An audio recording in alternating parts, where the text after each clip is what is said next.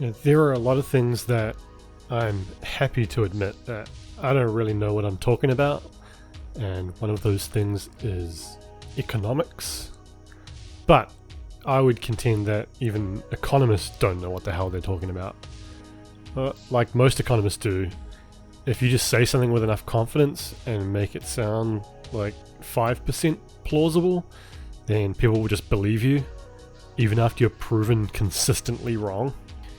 So with that in mind, I don't think Stars Hollow is a legitimately financially sustainable town, and I would go so far as to say that the whole place runs on corruption.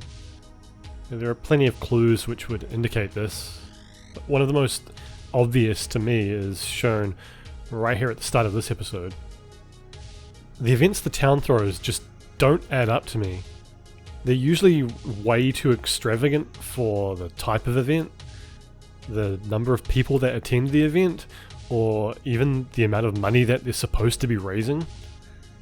They often show a level of detail in the decoration which would never be seen outside of a Hollywood production.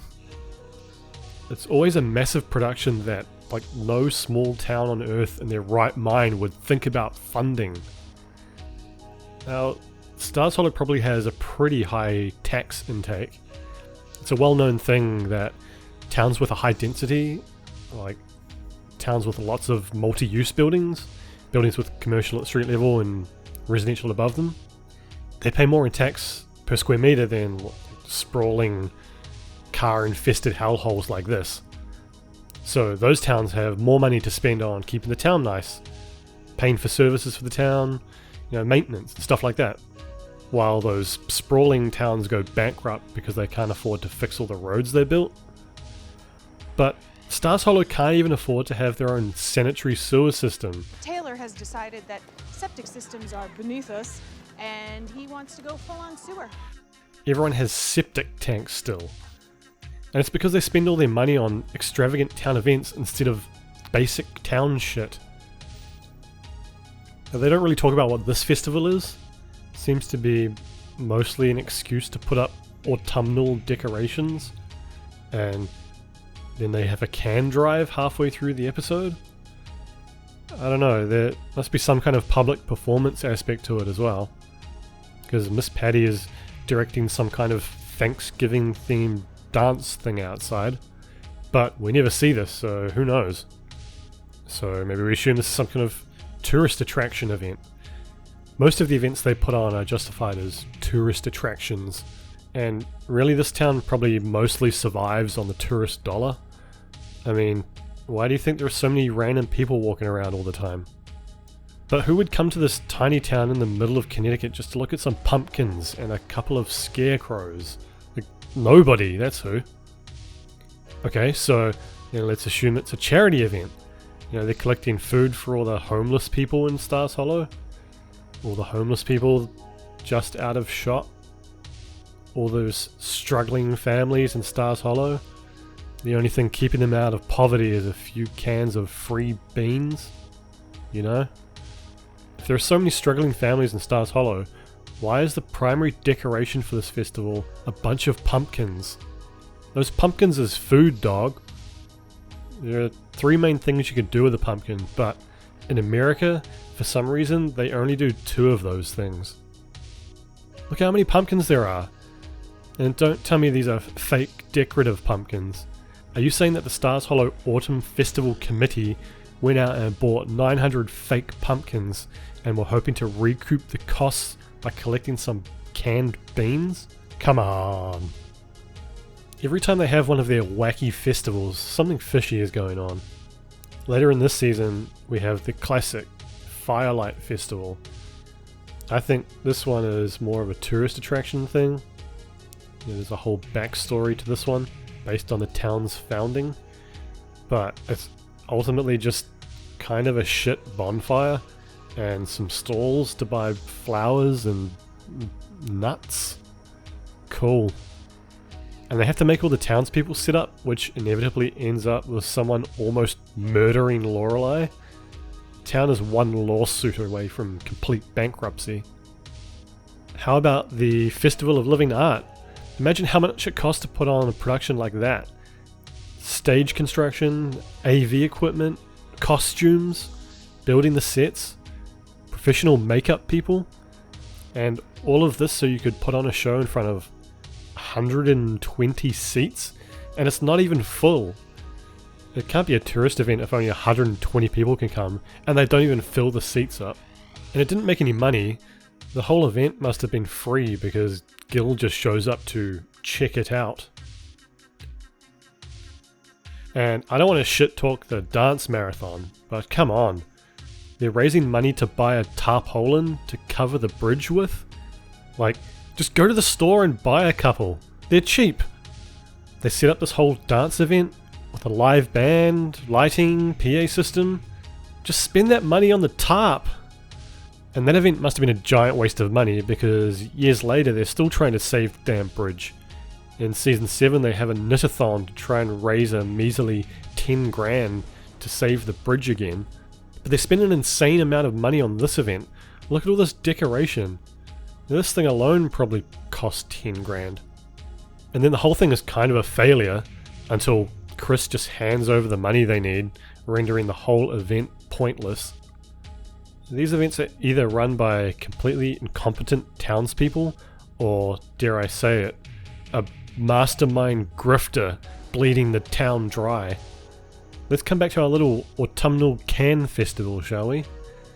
Now ask yourself, who stands to make a lot of money from the town needing to purchase 7,000 pumpkins? No, not Jackson. He's too busy making different berries have sex with each other. And his farm is way too small to dedicate entirely to pumpkins for one stupid can drive. No, the man you're after is obviously Taylor. He has connections to the fruit and vegetable supply chain, and he can funnel all of the purchases through his own store. And who's the man harassing people in town to put up decorations they don't want or even have? Decorations they would probably need to purchase from dozies. And if this thing is just one big can drive, where do the people go to buy the cans to donate? Yep, Taylor has his corrupt little finger all over this thing. Notice all the hay bale decorations around town? Remember that absurd fetish Taylor has for hay bales in season 7? Oh boy, don't even get me started on that town event. Woof. Remember the bid on the basket event? Where do you think they bought all the baskets from? And where does everyone buy all the food for the picnic from? Taylor has absolutely stacked the deck in his own favour, and he's abusing his power to bleed the entire town dry. But you already suspected that, right? Because you're a smart, attentive, and very good-looking viewer. But you know who you didn't suspect of corruption? Miss Patty. That's right, innocent old Miss Patty. Look at her. Gets to organise some kind of dance thing for this festival, rents out her dance studio for the town meetings, and literally sits next to Taylor on stage at every meeting. All of it on the taxpayer's dime. Look at these two, they ought to be ashamed of themselves. Anyway, I got some email from the viewers. Let's have a look. Here's one. Dear Mr. Oh No, please stop rambling about things that nobody cares about. Nobody wants to hear about buses. Just talk about what's happening in the episode. Okay, thanks for the feedback. In this episode, it looks like Luke has found a new hobby, hiking across the Arctic tundra in traditional snowshoes. And for some reason he's bought a soda machine. I don't recall ever seeing this again, so maybe he's just trying to sell it off like all the other stuff in his diner. Oh, and then he berates Lorelei for not tipping. No tip? Oh yeah, here's a tip. Serve your customers. But he knows full well they aren't supposed to tip the owner. You're never supposed to tip me anyway. What? I'm the proprietor. You're not supposed to tip the proprietor even when they serve you. So Rory is out on the prowl, stalking Dean at work. A pop? Give me a break. In Chicago, they call it pop. Well, in Connecticut, we call it free soda. I didn't say it was free. He does the lamest trick with the sodas. Like, she saw you put the sodas behind your back, man. She knows there's sodas. You just said you were going to get sodas. Then he just plants one on her out of nowhere. Like, what the fuck, man? Why would you do it like that? That's an easy way to smash her face into your face and send you both to the dentist. Also, did you notice their head tilt swaps direction mid-pash? Somebody needs to stay on top of these kissing continuity errors. She rightfully says thank you and runs off because it's so weird. I absolutely would run off in distress if I got tricked into smashing face with some guy, even if I wanted to. I have a theory they made the Kims antique dealers because they needed a place to store all the excess crappy furniture they have to dress all the ugly sets in the show with. So they just use their Kim house and then they just put a few price tags on everything and boom. Like here where this is clearly Lorelei's precious dollhouse for sale. This is not a storage facility. I know, I'm sorry. I don't know. I'm on to you, Mrs. Kim. It's weird how in later seasons they drop the whole messy store thing and it just turns back into a normal house. Like there's enough room for them to eventually throw an entire wedding. Lorelei has a lot of normal people food in the fridge, which is weird. They make a massive effort later in the show to portray her as someone that doesn't cook, and this stuff would never be in her fridge. You know, it should be full of takeaway food. Look at this giant sausage. Lane and Rory are running the Thanksgiving Canacopia can drive, mostly with stuff from the Gilmore's own fridge, I guess. I just can't get over how much it must have cost just to collect a few $1.29 cans of cranberries. You know, they have outfits that someone had to make. And look how many types of pumpkin there are. Just give poor people the money you spent on this event. Come on. Lane mentions Dean's best friend Todd, who she found out all this information about Dean from. And yeah, it's the same Todd from later on in the show. There is no way that Lane thinks he is super cool, and there's no way he knows who Nick Drake is. Beethoven. Beethoven. The one with the dog? Luke's for sale shelf is getting weirder. He has a sign for Velcro for $6, but it's in front of a tarpaulin, and there's a box of forks there. Oh, the lady back there picked up a box of something, Luke. Looks like we've made a sale. Oh, look who has a shitload of pumpkins for sale. Why don't people just grab the giant ones from the town square? For free. You know, some hilarious waster on set has set the town clock to 4:20. Nice. Lorelei has got the fridge fixed, thank God. So, kissed any good boys lately? It's back to its regular state, filled with leftover Chinese food and olives. Despite the abundance of olives, the girls need to head to the store for snacks for their movie night. And Dozie's has interesting selections of magazines on the magazine rack. Apparently, Working World is a LA-based job magazine. I'm not sure why they'd need this in Connecticut. They also have Seattle magazine, whatever the fuck that is. Got a copy of Nintendo Power back there too. Fuck yeah. After they go outside, Dina's just creepily standing behind the door waiting to pounce. But blast, Rory isn't there. Rory's walking back the wrong way from the video store.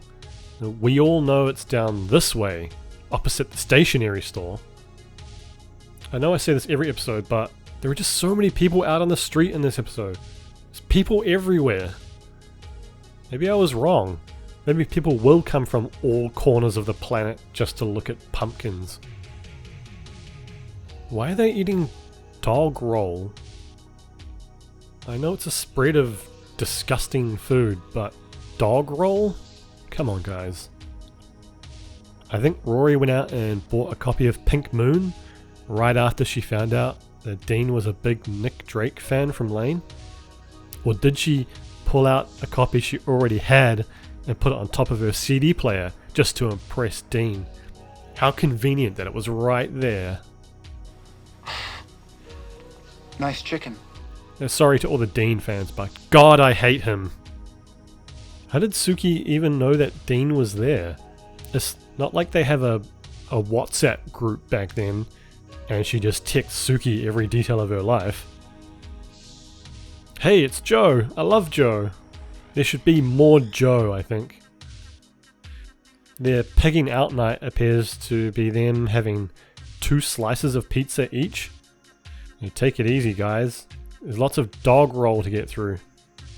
Wow, you can eat. Yes, I can. That's bad, isn't it? No, most girls don't eat. It's good you eat. What the fuck, Dean? You don't know what most girls do. Why are they on the floor? It really annoys me.